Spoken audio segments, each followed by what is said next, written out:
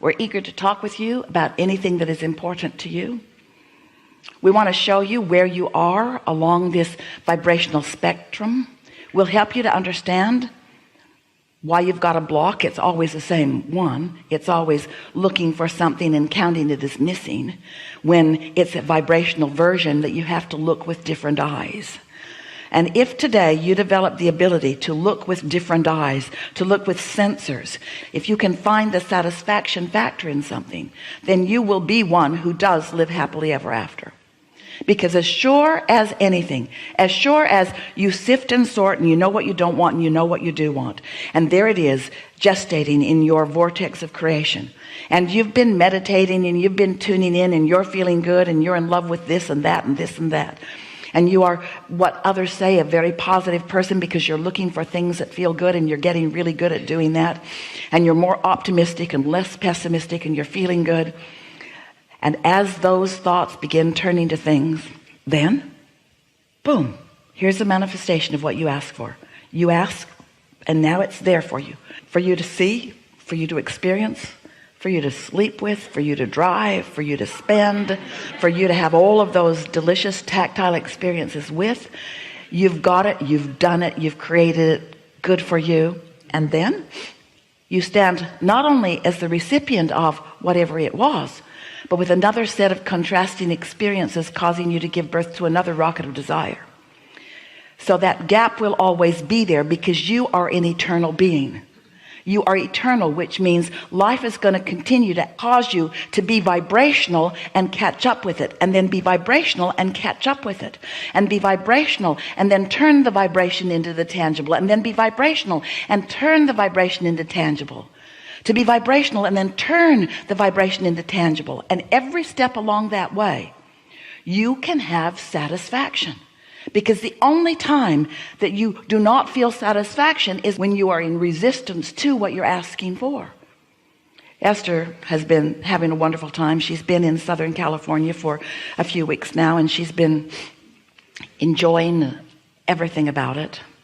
And the other day she said to someone who she's been playing with, "No, there's some things I really want to do today." "What? You'd rather work than play?"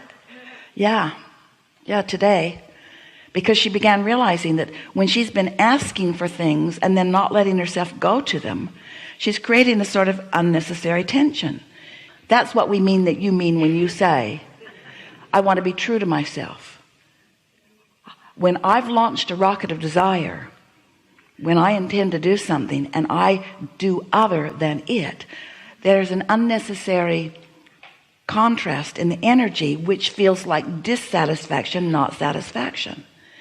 And so we want to help you to understand, because so often as humans you've been measuring the rights and wrongs of your life and others by what's out here in this manifested environment.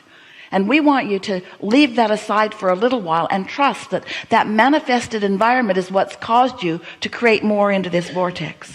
But once you've done step one, and you have, then you can leave that manifested environment aside for a little bit and reach for your satisfaction factor vibrationally. And as you do that, it's sort of like watching your children behaving on a subject in a way that you believe is not good for them, and it is causing you discomfort as you observe it. So you jump right into the middle of it and you lay down a new rule, or you reiterate an old rule, and they continue to ignore you as they've been doing for much of their life. And your frustration factor just goes right through the roof, because you know you're right and they can't hear you. And the reason they can't hear you is because you're not on the vibration of what you mean to say. You're fixated on what's gone wrong, and that's the vibration that's coming out of you. And so these are the words that we want you to leave this room remembering. You just can't get there from there. You cannot improve a situation by jumping into the middle of it at this stage of its seeability, hearability, smellability. In other words, once it's out there and manifested, and it's in that form, through your effort and action and words attempt to change it, the momentum says otherwise, and you're not going to buck that current. But if you could, for example, meditate for 15 or 20 minutes on a regular basis, and let's say you've done that for a week, it's about all it takes, and you've found that centered place where you've actually quieted your mind, so there's no contradiction to what you desire going on within you, at least not right now. And you're able to stay there in that detached and quieted place because your inner being knows everything that you intend, everything that you want, certainly everything that has to do with those others that you love. So in that quieted place, since your inner being knows everything that you really want, then you begin to feel the momentum toward what you want. The true solution begin to come forth within you. The true solution begin to come forth. Now, it's not really obvious at first. You just feel good, and then impulses come, and maybe you even have something go across your mind, a sort of vision or sort of dream, a sort of sensing of the perfection of this kid of yours. The feeling of love just radiates through you in a way that you haven't allowed in quite a while, because you've been looking at what is instead of about what really is. And now you found that centered place, and now the momentum is flowing, and now thoughts are turning to things, and you're being guided from your tuned in, tapped in, turned on position. And now law of attraction brings you to the perfect moment, because you are in a state of reception. You are totally in the receiving mode, and when you are totally in the receiving mode, law of attraction will not rendezvous you with your kid who's not in the receiving mode. You can walk in and bang on his door and demand that you have a conference with him, but it's not likely that either one of you will be in the receiving mode under those conditions. But here you are, you started over, and you got yourself there, and you followed your impulses, and you rendezvous, and now the words and the conversation, understanding is happening. You see the difference? And everything is that way. You've got to start over, get in the receiving mode, and rebuild your path. It doesn't take a long time. We're talking about 15 minutes a day for a little while.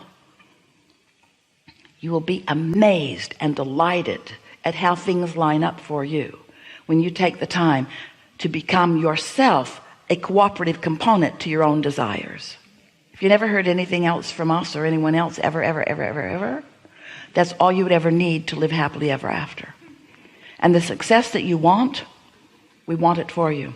We want you to have all the toys and relationships and experiences and empires that you want to build. In other words, there's nothing off limits. We are not trying to get you to go into meditation and deprive yourself of the physical stuff. This is the way you allow the things, the physical things of your dreams to flow into your experience. You have to get into the receptive mode. You have to receive them. You have to be the realizer of them. And with just a little bit, this week coming up is going to be one of the most thrilling weeks of your life, because you are going to have conscious awareness of a tweaking of your behavior and a tweaking of your understanding, which is going to allow so many of the things that you've been holding yourself apart from to flow easily into your experience. So now what? Some good things here. A lot of trouble in this room. All right. Take it easy if we don't call on you right away or ever. It is our promise to you that we've got you and we will answer you. So, looking for the logical stream of unfolding here. So it's never gonna be perfect, right? Because if I will get it perfect... We'll go along with that. In fact, we'll say it's never gonna be perfect, but it's always gonna be satisfying. I see. Okay. And it can't be perfect because that implies finished. And because you're eternal, it can't be done. So it's always ongoing, which means, so something happens, you say, I'm so glad you're here because you assure my longevity in this body. I'm so happy that you're making my life so miserable, because if it were not for you, I wouldn't be launching more rockets and I'd have nowhere to grow. I understand. So, but work, it's okay. You can drop it, you can move on, you can ask for another one, and it will come, for sure. However, your patterns with your work people and your patterns with your personal people are pretty much the same patterns. I see.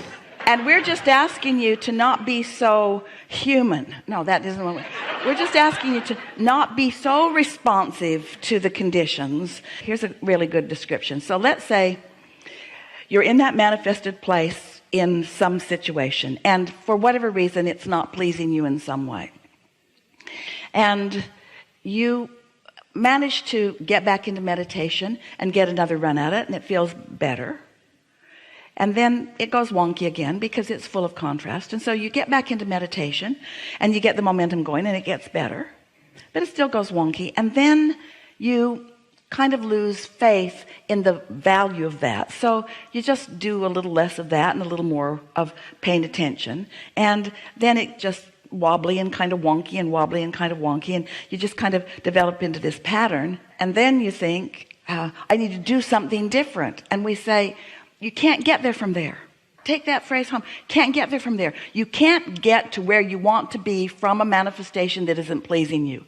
You got to quiet your mind and get yourself away from it and start in a whole new neutral place. Not neutral, a whole new empowered place where everything you want and your inner being is, and then get another run at it and get another run at it and get another run at it and get another run at it and get another run at it and get another run at it. And then one day, today or tomorrow, you find yourself in a manifestation that isn't perfect, but your satisfaction factor didn't go away because you have understanding of how it works.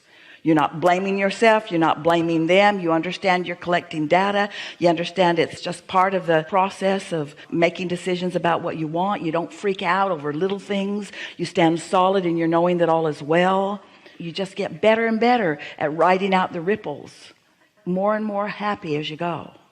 Do I have to go all the way and start my progress over, or I can concentrate? Because I listened to you and you said concentrate on positives. That's what I was doing. You don't have to, but here's the thing. Even Esther thought she was doing what we were teaching. She just did another focus wheel. So she just soothed it for a minute. Her point of attraction was such that she had some things going on that she'd attracted from previous vibrations that she couldn't clean up with a focus wheel, because there was so much momentum already there that the factors involved just kept knocking her off her alignment. And so here's the best way of describing it. If this relationship is this damn much work, start over. Start over. If it's so much work that you're just spinning yourself into oblivion, if there's so much to react to, then sometimes it's better. And we don't mean leave the relationship. We don't mean leave the job. We mean approach it from a more centered place. And when you do that, what happens is the path of least resistance becomes so much more evident to you. You know, almost everyone makes almost every decision from a place of being more dominant about what they don't want than about what they do want. I agree.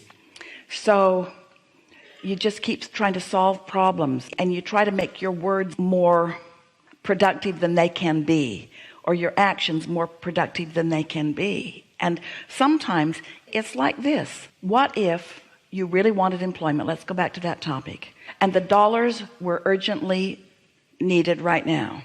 And so that was a dominant factor within you. So it would be logical that the path of least resistance for you would be to take something that could bring the dollars the fastest.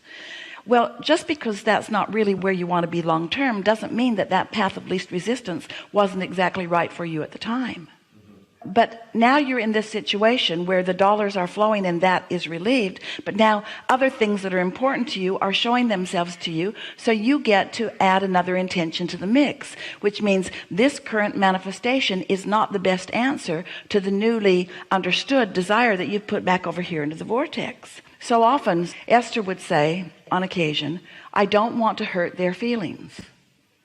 And Jerry would say, you'd rather hurt your own feelings? Or you say, I don't want to be seen as irresponsible, or I don't want to rock the boat. In other words, you make up all kinds of things when a manifestation isn't quite right, because frankly, the path of least resistance is not to just walk away right now. That would make it much worse for you, much more upheaval sometimes in some of your quick, not well thought out fixes than if you just sort of let the status quo be where it is while you find a new centered place.